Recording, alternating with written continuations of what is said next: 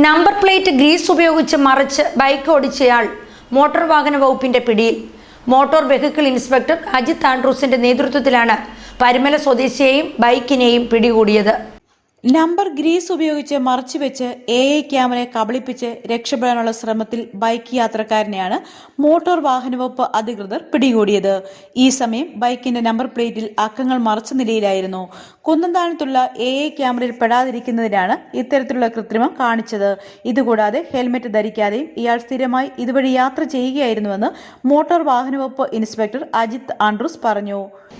മല്ലപ്പള്ളി തിരുവല്ല റൂട്ടിലെ സ്വകാര്യ ബസ്സുകളുടെ സർവീസ് നിരീക്ഷിക്കാനും ഡ്രൈവർമാരുടെ മൊബൈൽ ഫോൺ ഉപയോഗം തുടങ്ങിയ കാര്യങ്ങൾ വാച്ച് ചെയ്യാനും വേണ്ടിയിട്ട് ഞങ്ങൾ സിവിൽ ഡ്രസ്സിൽ മല്ലപ്പള്ളി പായിപ്പാട് സെക്ടറിൽ ബസ്സുകളിൽ യാത്ര ചെയ്ത അടക്കം പരിശോധന നടത്തി വരികയായിരുന്നു. അതിൻ്റെ ഭാഗമായിട്ട് കുന്നന്താനം ജംഗ്ഷനിൽ നിൽക്കുമ്പോഴാണ് ഈ ബൈക്ക് ഫ്രണ്ടിലെയും ബാക്കിലെയും നമ്പർ പ്ലേറ്റിൻ്റെ പകുതി ഭാഗം ഗ്രീസ് തേച്ച് മറച്ച് ഓടിച്ചു പോകുന്നതാണ് ശ്രദ്ധയപ്പെട്ടത്.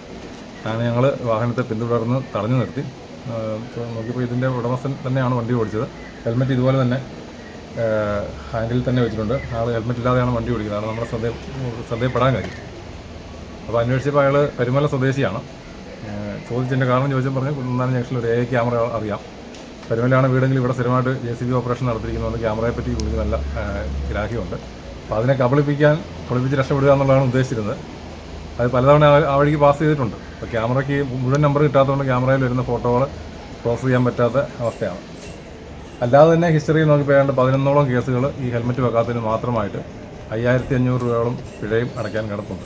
ഈ കുറച്ച് പിഴകളൊക്കെ അടച്ചിട്ടുണ്ട്. ഇനി ഒരു 5500 രൂപ പഴയത് കിടക്കുന്നുണ്ട്. അപ്പോൾ അത് കണ്ടിട്ടായിരിക്കാം ബുദ്ധിപരമായിട്ട് ഇങ്ങനെ ഒരു തീരുമാനം എടുത്തത്.